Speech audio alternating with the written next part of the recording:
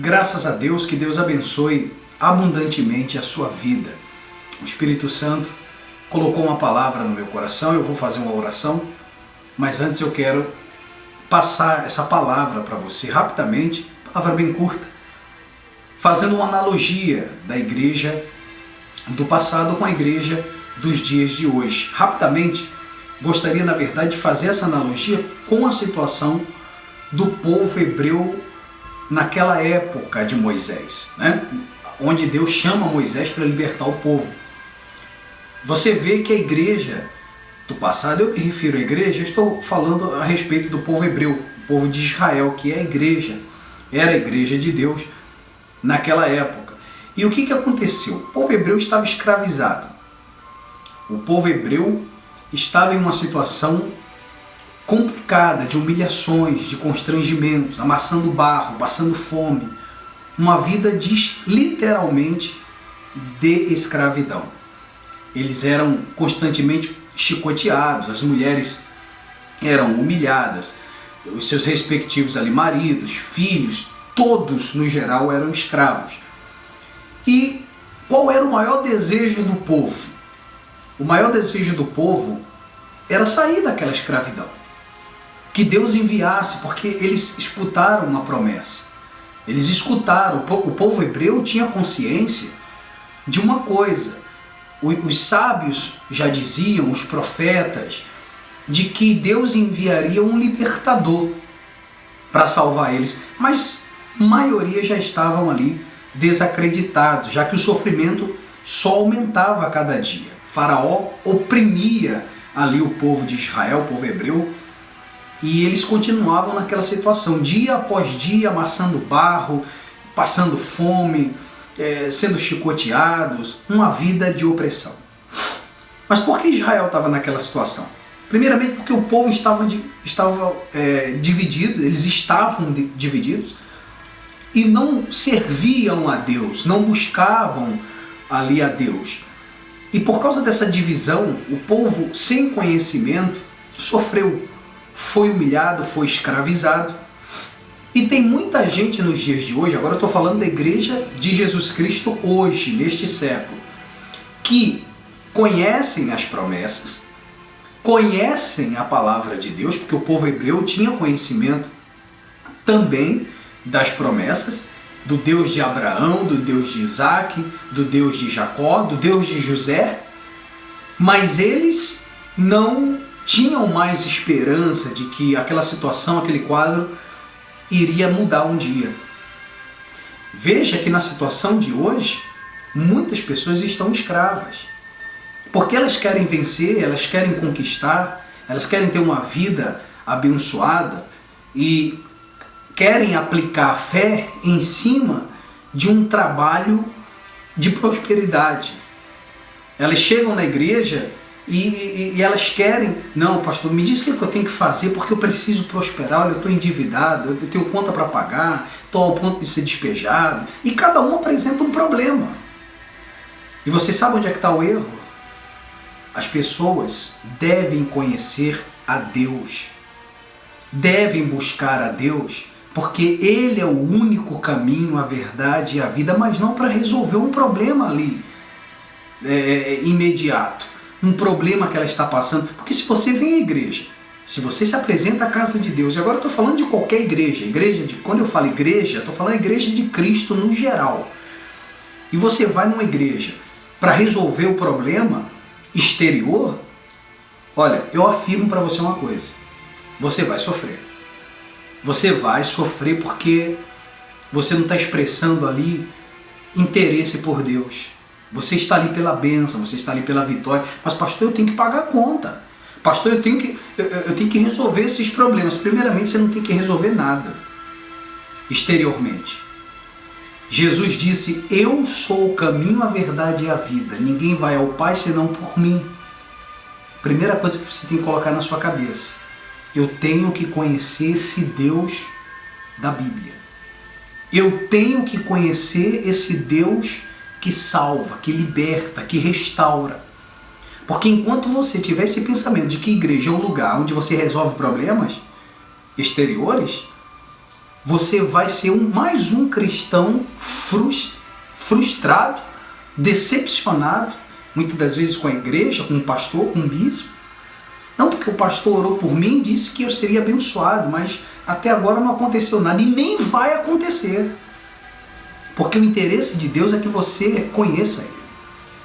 Isso só busca essas coisas pessoas que de fato são imaturas espiritualmente. E nesse momento, talvez você tem gente até que se chateia ouvindo isso. O senhor está dizendo então que eu sou imaturo? Se você busca essas coisas e você ainda não tem o Espírito Santo, você não conhece a Deus, você com certeza é uma pessoa imatura espiritualmente. Você pode ter 50 anos de igreja. E eu afirmo isso para você e afirmo para qualquer um. Então você vê que a situação do povo de Israel, por que o povo sofreu? Porque o povo não conhecia Deus. O povo não praticava a palavra, os mandamentos, não seguiram o Deus dos pais na fé, Abraão, Isaac e Jacó. Porque o povo conhecia a história deles. O Deus de José, o Deus que fez de um escravo governador. E eles sabiam disso. E nem assim se entregaram. Eles clamavam, porque é natural que uma pessoa clame, porque a aflição está ali, a opressão está ali. Ela está sendo oprimida, está sendo humilhada, está sendo pisoteada. E ela vai na igreja e ela clama. Clamar, qualquer um clama. Deus ouviu o clamor. Deus, por amor ao seu povo, já tinha escolhido Moisés, bem antes dele perceber o fogo na sarça, que não se queimava, a sarça que estava em chama e não se queimava. Você vê que Deus já tinha escolhido Moisés. Eu estou fazendo uma analogia com a igreja do passado e a igreja dos dias de hoje. E eu vou orar daqui a pouco. Veja que Israel teve toda uma trajetória. Deus se apresentou a Moisés. Moisés perguntou quem ele era. Ele disse, olha, quando eu for até Faraó, Deus, o que eu vou falar para ele quando ele me perguntar, quem é o teu Deus? Quem te mandou aqui? Quem te mandou dizer essas coisas? Deus disse para Moisés, diga a ele que eu sou o que sou, dou ordem para que ele liberte o meu povo. Eu sou o que sou. E Moisés, no Sinai ali, recebeu os poderes. A Bíblia diz que Deus concede poderes a Moisés, para que através desses poderes, Moisés então mostrasse ali a Faraó que um Deus poderoso estava com ele e que estava requerendo ali a libertação do povo. Tudo bem. Pulando as etapas, você já conhece de repente a história, o povo foi liberto depois das 10 pragas e o povo agora tinha mais um problemaço na frente deles. E qual era esse problema? O deserto. Veja que entre a libertação da escravidão e a terra prometida, há um deserto. E o que significa esse deserto entre o Egito e Canaã? O que significa esse deserto? Esse deserto é o período preparatório para o alcance de Canaã. Porque saiu 3 milhões de pessoas do Egito, mas a promessa de Deus não era para as 3 milhões de pessoas. A promessa de Deus, daquela terra boa e ampla, que manava leite e mel, não era para as 3 milhões de pessoas que saíram do Egito. Então, para que servia o deserto? Para separar os escolhidos dos não escolhidos. Mas Deus faz acepção de pessoas, Elias? Não. Mas Deus deu livre-arbítrio ao homem. Deus sabia que naquele meio tinham pessoas que o único desejo delas era saírem do Egito. Mas elas não tinham o menor desejo em seguir o Deus de Moisés ou o Deus dos profetas de seus pais Abraão, Isaac e Jacó. O interesse deles era sair do Egito e chegar até a terra. Como tem muita gente hoje na igreja de Cristo na mesma situação. Ela não tem interesse nenhum em conhecer a Deus. Tudo que ela quer é sair do Egito e chegar até Canaã. Só que é aí que você se engana, meu irmão. Para você chegar, sair do Egito, você até sai pelo poder de Deus. Deus tirou seu povo do Egito através de seu poder. Mas para entrar em Canaã, tinha que ter uma coisa muito importante, e é o que eu vou ler para você aqui agora. Moisés percebeu isso, porque Moisés sabia que a luta não tinha acabado não, tinha inimigos. Existia ainda vários obstáculos pela frente, além do deserto, os perigos do deserto, porque o deserto em si, ele já é um problemaço. De dia faz muito calor, à noite faz muito frio, víboras terríveis, inimigos no deserto, e fora os inimigos que habitavam naquela terra. Moisés não sabia que havia gigantes em Canaã, mas ele sabia que não ia ser fácil. Tanto que lá no livro de Êxodo, no capítulo 33, no versículo 11, está escrito, primeira coisa, Moisés tinha intimidade com Deus. Né? Primeira coisa que você tem que saber. Você tem uma trajetória, você quer sair do Egito e quer ter uma vida abençoada. Você tem que conhecer a Deus. Você pode até sair do Egito pela fé. Porque pela fé você sai de uma situação difícil. Pela fé você vence um problema. Mas só conhecendo a Deus você vai se ver livre para sempre daquela situação e vai chegar com clareza, com a visão aberta, como um visionário da fé, enxergando com autoridade para conquistar a terra prometida. O que é a terra prometida hoje? Uma vida completa de prosperidade, todos os aspectos. Prosperidade é literalmente uma vida recheada de bênçãos, de alegria, de paz por todos os lados. No versículo 11 do capítulo 33 do livro de Êxodo, está escrito, e falava o Senhor a Moisés face a face, como qualquer fala com seu amigo, depois tornava ao arraial. Mas o moço Josué, filho de Num, seu servidor, nunca se apartava do meio da tenda. E Moisés disse ao Senhor, eis que tu me dizes, faze subir a este povo, porém não me fazes saber a quem hás de enviar comigo. E tu dissestes, conheço-te por teu nome, também achastes graça aos meus olhos. Moisés ouviu Deus falando isso aqui. Deus fala para Moisés, também achastes graça aos meus olhos. Quer dizer, achastes mercê. Eu te amo, você é meu servo, você é diferente dos outros homens. Eu sei que eu posso te usar, o teu coração é meu. Eu sei o que arde aí dentro, Moisés, você quer me conhecer. Você achou graça diante dos meus olhos, por isso você vai alcançar o meu favor.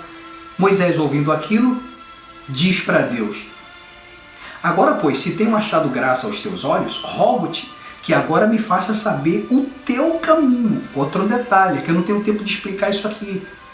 Mas Moisés queria saber o que significa caminho, o teu caminho, os planos que Deus tinha para a vida dele. Porque, na verdade, o que acontece? Moisés sabia que ele ia encontrar dificuldade. Ele ia encontrar dificuldade. Não seria uma trajetória fácil. Mas você vê que o deserto que estava entre o Egito e a terra prometida iria separar. Para que serve o deserto? Eu digo em relação à igreja do Senhor Jesus. Para que serve o deserto? No deserto, Deus faz a separação entre quem serve a Ele e aquele que não serve. Entre aqueles que são amigos dele, filhos que obedecem a sua palavra, que buscam o seu espírito, que andam de acordo com os seus mandamentos. E Deus sabia que tinha muita gente ali. 3 milhões de pessoas saíram do Egito.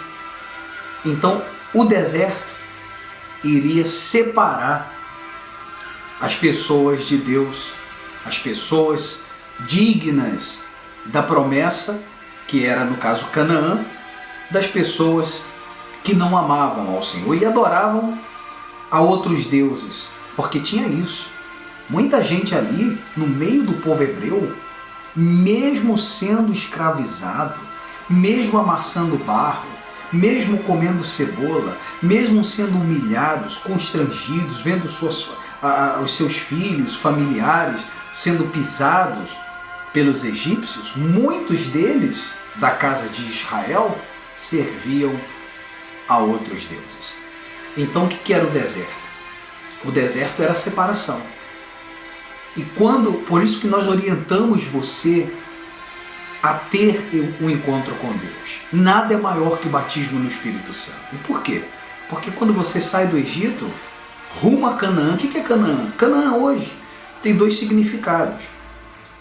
Espiritualmente, Canaã simboliza a nova Jerusalém, a salvação, o lugar de descanso. Deus ia dar descanso ao seu povo em Canaã.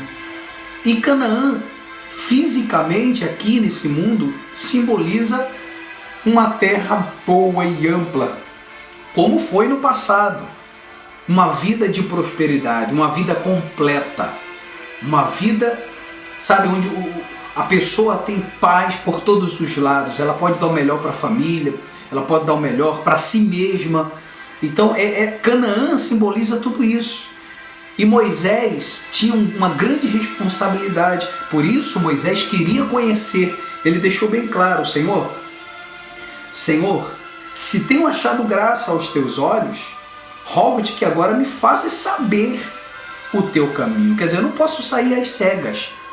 Me faças saber o teu caminho e conhecer-te-ei, para que ache graça aos teus olhos. E atenta que esta nação é o teu povo. Em outras palavras, eu estou guiando eles.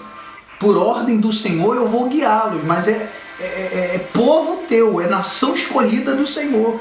Mas muitos deles não vão te obedecer. Eu vou ter problema com eles no deserto. Você vê que uma viagem de alguns dias, você sabia que do Egito a Canaã iam durar apenas alguns dias. Eu não vou dar o número exato aqui. Eu sempre falei isso porque sempre é uma controvérsia teológica. Alguns dizem, não, eram só 25 dias, outros 60 dias, alguns 70 dias, eu já ouvi até 20 dias, né?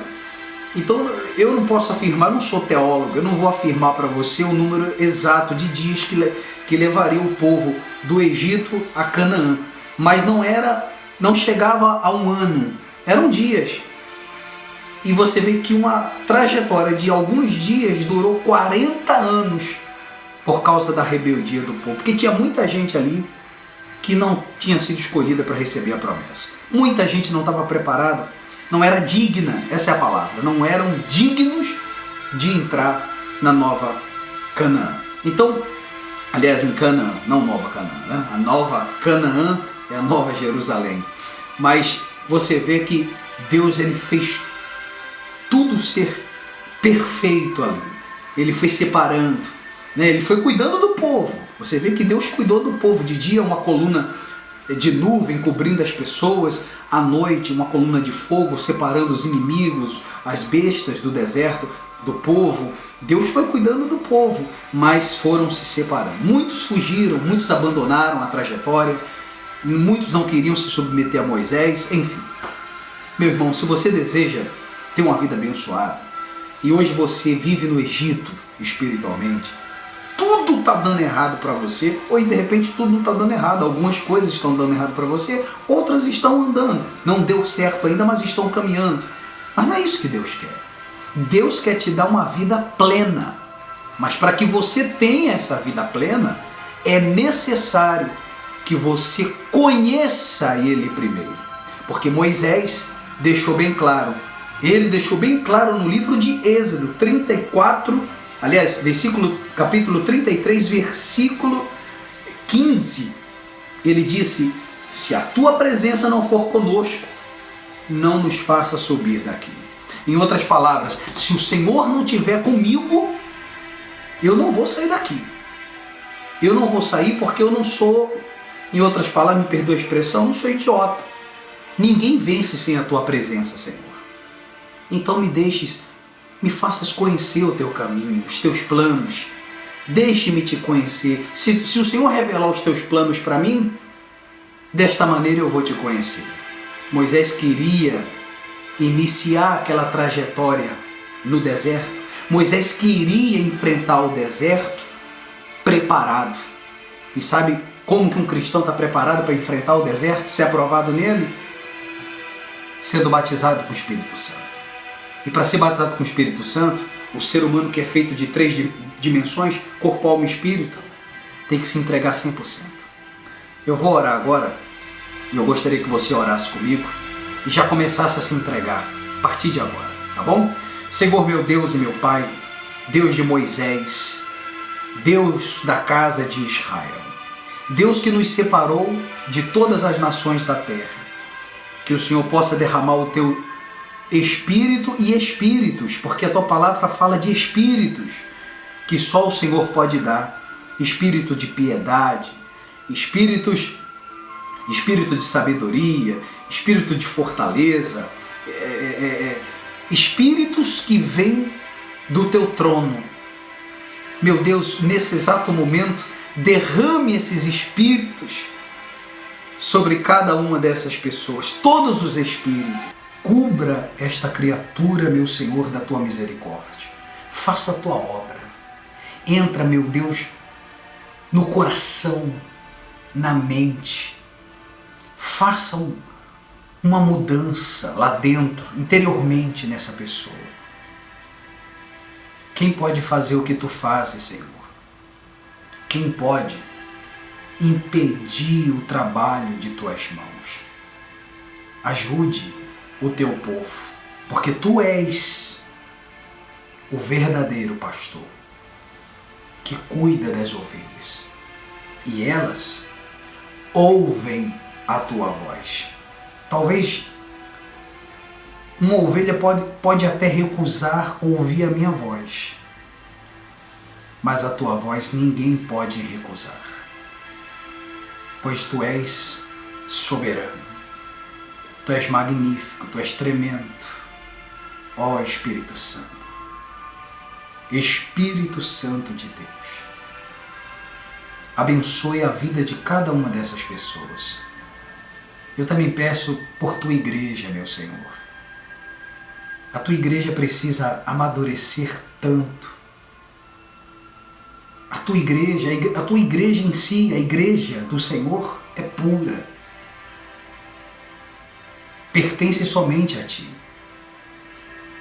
Mas a sua liderança, a liderança que o Senhor instituiu aqui, os homens que o Senhor escolheu, muitos precisam ainda amadurecer, apesar que estão aí, têm o triplo da minha idade, anos e mais anos de evangelho, e eu sou um bebê.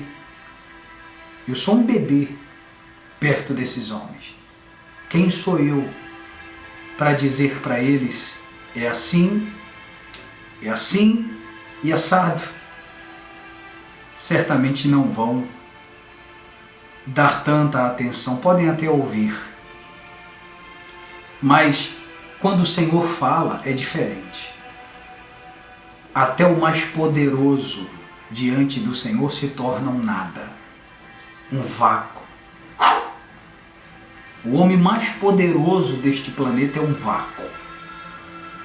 E quando o Senhor fala, reis, nações param para ouvir a tua voz. E se não ouvirem, haverá consequência, como houve no passado.